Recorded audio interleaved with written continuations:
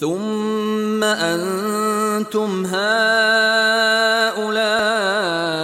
تقتلون أنفسكم وتخرجون فريقا منكم من ديارهم تظاهرون عليهم بالإثم والعدوان وإن يأتوكم أسارى تفادوهم وهو محرم عليكم إخراجهم أفتؤمنون ببعض الكتاب وتكفرون ببعض فما جزاء من يفعل ذلك منكم إلا خزي في الحياة الدنيا ويوم القيامة يردون إلى أشد العذاب وما الله بغافل عما تعملون.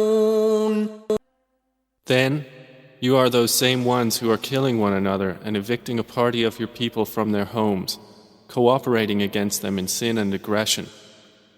And if they come to you as captives, you ransom them, although their eviction was forbidden to you.